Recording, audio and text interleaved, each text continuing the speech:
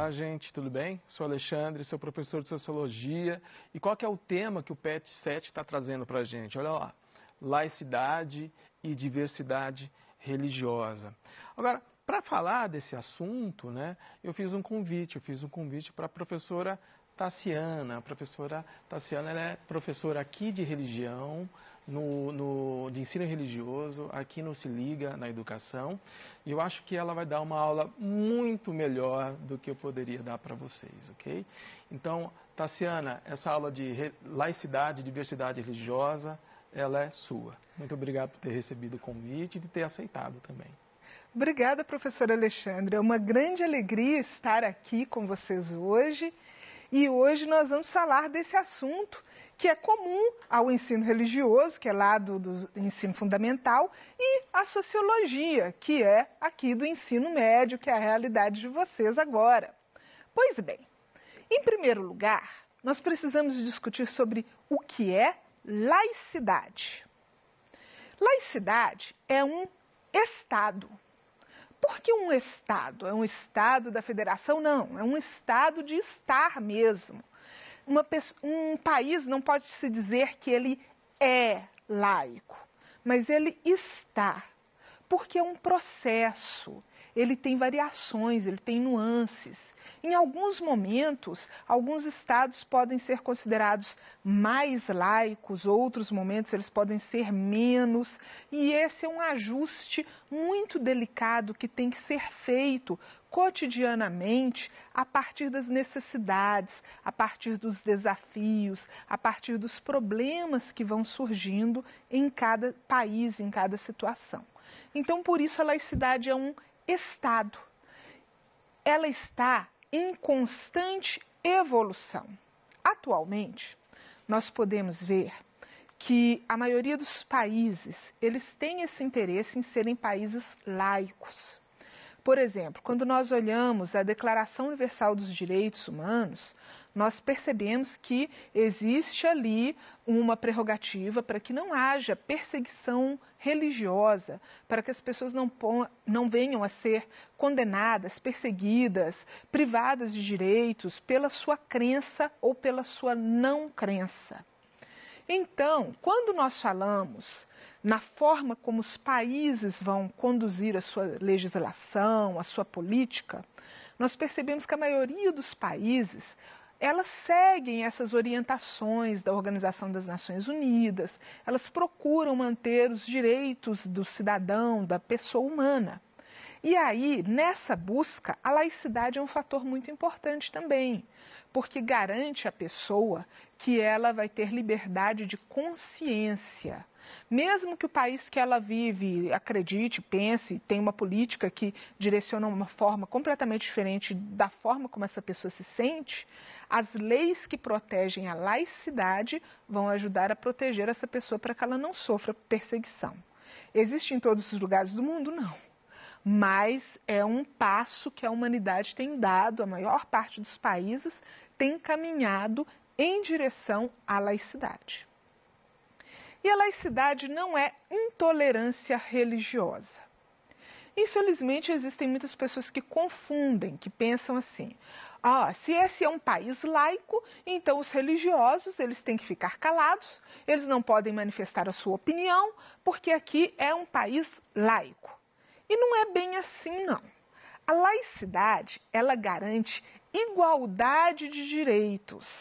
Então, se você tem fé religiosa ou se você não tem, se a sua fé é a da maior parte da população ou se é uma fé que apenas algumas famílias num país inteiro seguem aquela fé, ainda assim você terá direitos iguais que as outras pessoas, o Estado não poderá interferir na sua fé e falar você não tem direito de acreditar assim, ou você é obrigado a renegar a sua fé.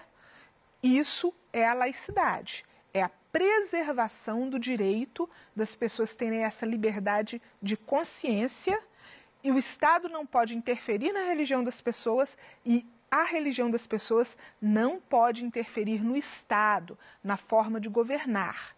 Uma pessoa não pode, pela sua religião, exigir que o Estado persiga o outro, tome os bens do outro, negue direitos ao outro, porque o outro crê diferente. Isso não pode acontecer. A laicidade está aí justamente para garantir direitos iguais a todos. Continuando. A laicidade, ela requer que as religiões não interfiram no Estado e que o Estado não interfira nas religiões. Por quê? Olha só. Da mesma forma que existe hoje a laicidade, houve um momento, e eu vou citar o Brasil como exemplo, em que o Brasil não foi um país laico. Até a proclamação da República, o Brasil era um país oficialmente católico. E quando se diz que é uma religião oficial, isso causa um sem número de problemas para as pessoas que não são da religião oficial. Vou citar alguns exemplos. Comparando com a forma como nós vivemos hoje em dia, quando nasce uma criança, o que a família faz? Registra. E aí, quando essa criança cresce e resolve se casar, ela vai lá no cartório e se casa. E quando ela morre, ela é sepultada num cemitério. Esse é o ciclo de vida da maioria das pessoas. Mas quando é uma religião que controla todo esse processo da vida civil, você não tem essa opção como nós temos hoje. Então, uma criança nascia e ela era batizada para ter o seu nome e o seu documento. Ela crescia, ela queria casar, ela tinha que ir perante o padre, o sacerdote católico, para fazer seu casamento. E quando ela morria, ela seria sepultada num cemitério que ficava ao lado da igreja ali, que era um campo considerado santo, onde as pessoas que eram parte daquela igreja também morriam e seriam sepultadas. Qual que é o problema? O problema é que se uma pessoa não fosse católica, ela não conseguiria um documento de registro, porque o pai fala, olha, eu não vou batizar meu filho, eu não sou católico. Quando ele fosse casar, ele não poderia oficializar a união. Se a união não era oficializada, tinha problemas para registrar os filhos dessa união. E quando ele morresse, não sabia onde que ia enterrar, porque ele não podia ser enterrado junto com os outros que eram parte daquela religião. Então, isso trouxe um problema social no Brasil. E aí, quando nós pensamos em uma nação tão diversa quanto a nossa, nós podemos pensar também em quantas pessoas que muitas vezes tiveram de fingir que acreditavam em uma coisa que não acreditavam, porque o Estado não era laico naquele momento.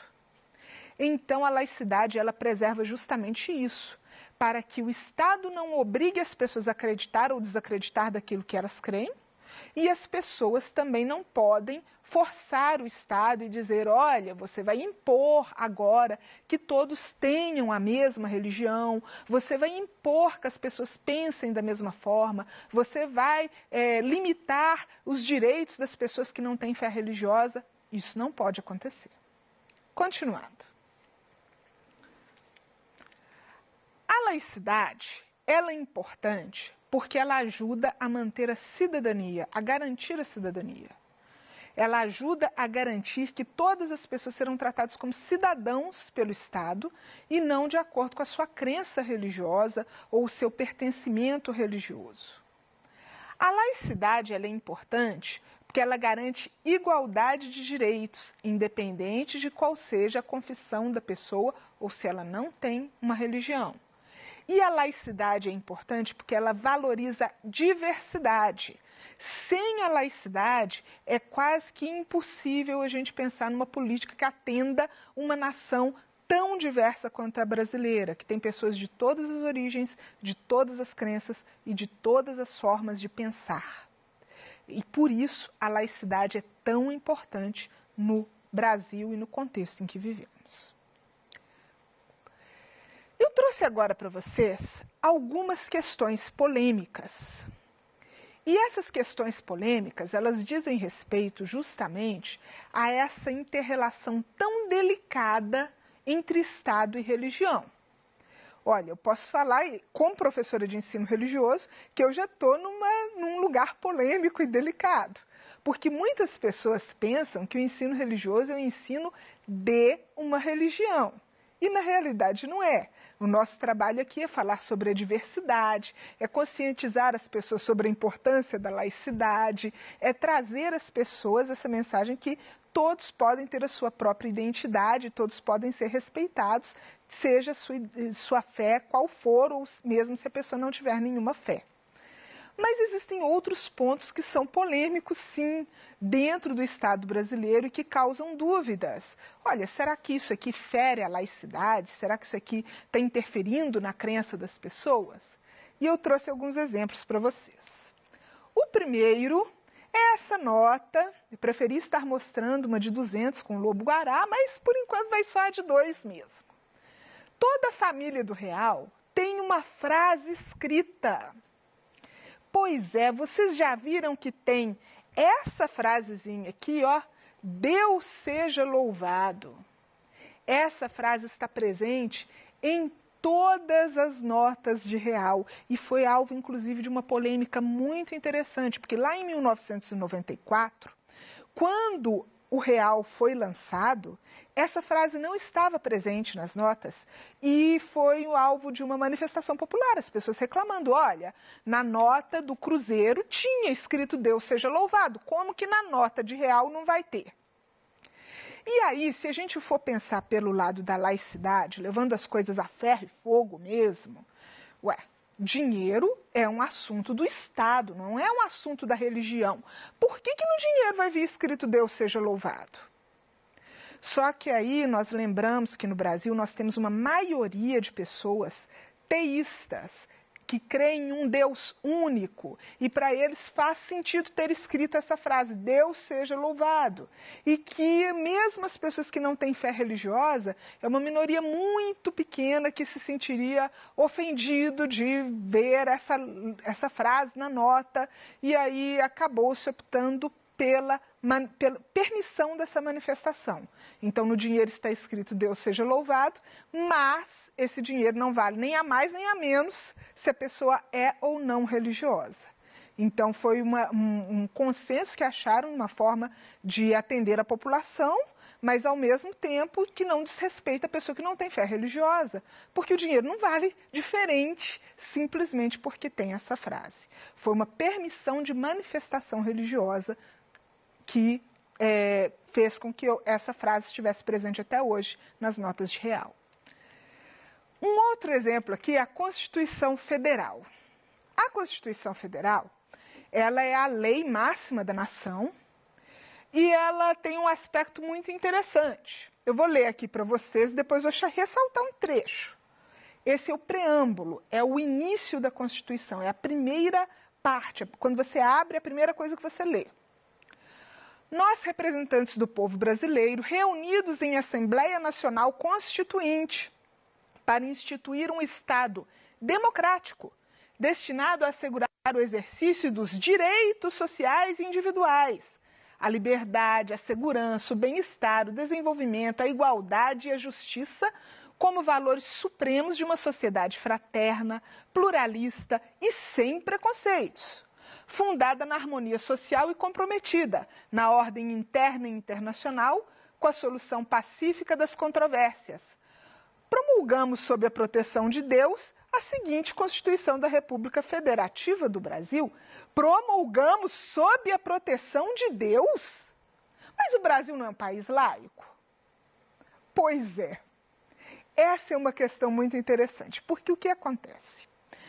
Hoje, nós vemos que ainda existe debate entre juristas sobre a seriedade dessa declaração.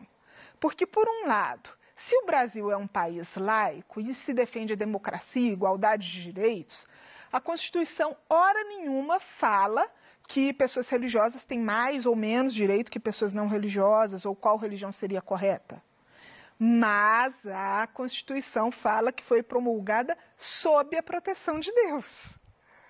E aí existem juristas que dizem que isso já fere todo o pensamento de laicidade do Estado, porque parte do princípio que existe um Deus que está ali, de alguma forma, assegurando que o que a Assembleia Constituinte fez tinha validade. E isso é um debate que ainda não é bem resolvido. O fato é que a Constituição brasileira não tira nem concede nenhum privilégio extra às pessoas que são religiosas, e nós podemos compreender essa afirmação aqui também como uma forma de uma manifestação dos deputados constituintes, porque eles eram seres humanos, religiosos na sua maioria, e que acharam por bem fazer essa redação para o texto. Esse cartaz agora, ele é uma campanha de outdoors que foi feita pela Associação Brasileira de Ateus e Agnósticos. Esse fundo que vocês estão vendo aqui, ele é do Supremo Tribunal Federal.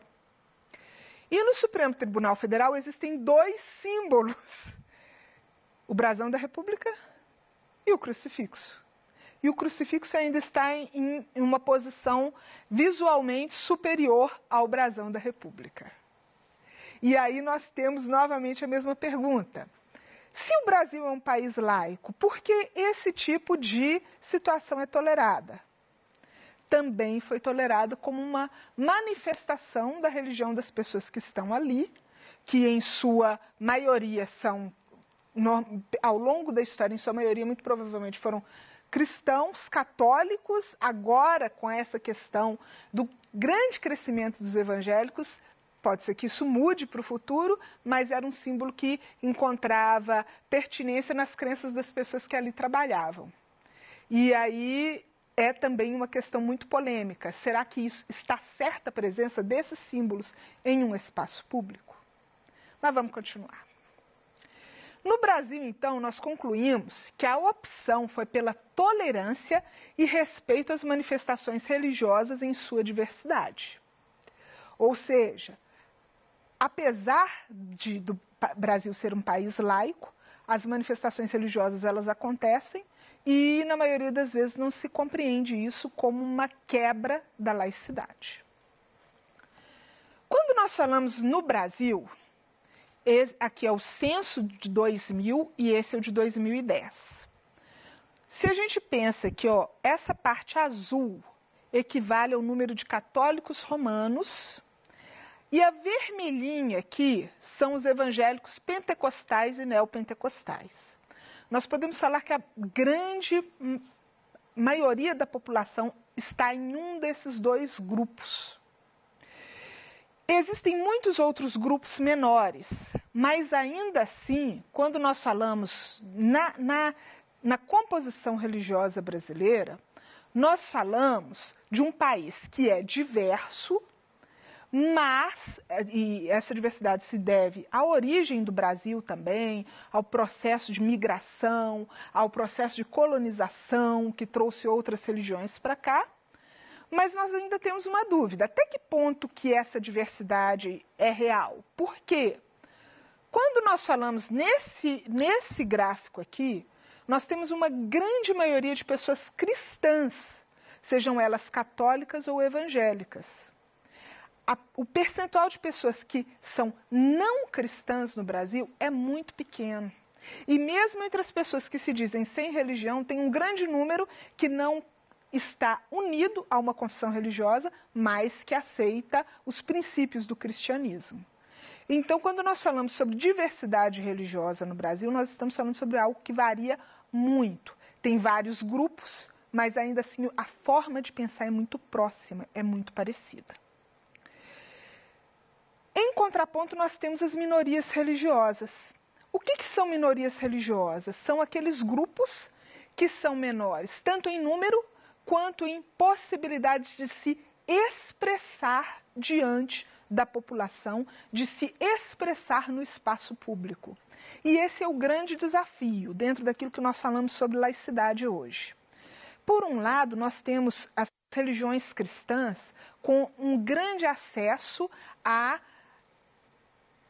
possibilidade de se expressar em público, de manifestar, de portar os seus símbolos, enquanto que as minorias religiosas muitas vezes não têm espaço nem para o seu culto na sociedade, muitas vezes nem são respeitados por uma grande parcela da população. Esse é um desafio que nós temos para nós enquanto pessoas. O Estado é laico, mas nós também temos essa obrigação de termos a nossa postura de laicidade e respeitar a todos como igual. Um abraço e muito obrigada por essa aula.